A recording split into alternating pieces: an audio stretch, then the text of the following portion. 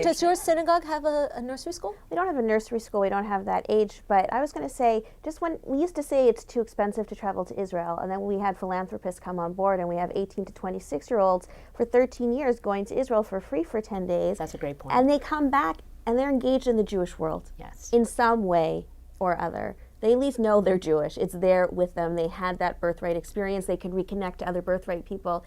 If we can get the philanthropists on board for preschool, which is unattainable, do you know how many kids will come home and say, Yes. I was the Shabbat Ima today, or I was the Shabbat helper today. We lit candles at school. Can we do it now? And they'll bring the Judaism back into the home for these parents Absolutely. who somehow it's not a value for them, but if it comes from their kids, it'll be a value. And I think it also really creates community. I mean, Oh, it I does. was, Sure. I was fortunate to be able to have all my daughters in Jewish preschool at our synagogue, and it means that you end up hanging out with the other parents, and they do the play dates with each other, and it's kind of this gentle reinforcement and way of building it. On the other hand, you've got preschools. I mean, we did a sort of spot survey, and some of them cost $22,000 a year in New York. I have something to say about that. For Please. me, being Jewish is expensive.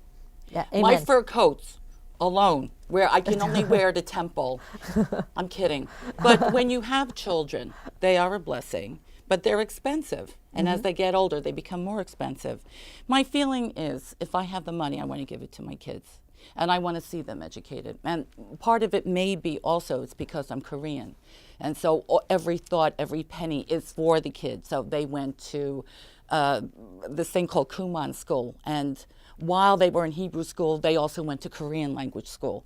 My feeling was, how much education can I give them? And how it just was part of the cost of having children. But I agree with Robin. Do a birthright closer to birth. Do it. Nice. You know, I mean, Nice. so Oh, I that's like your it. new tagline. I like no, it. no credit needs to be given, but that's what you do, and facilitate that path for people who are choosing. I know a lot of people who opt to send their kids to Christ Church Nursery School rather than to another school. The education level is similar, but the price tag is not, and that's not right, and that's not what our priority Can should we be. just focus also on the fact that early childhood Jewish education is also about education? It's not like we're only putting these skills and things that they're learning in the very narrow Jewish bucket. Good point. I Very good regularly point. use all the stuff I learned as a Bible scholar back in the day. We were #1 at regionals. But I use that stuff. Even when I thought of it when you were talking about Ruth and Naomi, like that is that I first learned that story from my Bible stories for little children book. You know, I'm glad you said that, because coming from a Christian background, my father had to drill into me all the Christian teachings. But I find that when they're 4 years old, they're so open to being they want to learn, and they want to please, and they want to please their parents. And they go home and they're all excited. They sing the songs that we teach them.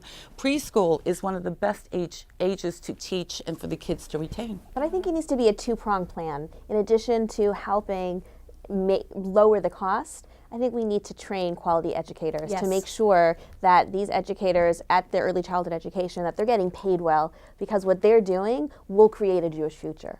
So we have to send this clip out to the philanthropists. Yes. Yes. Okay, let's do it. Problem solved.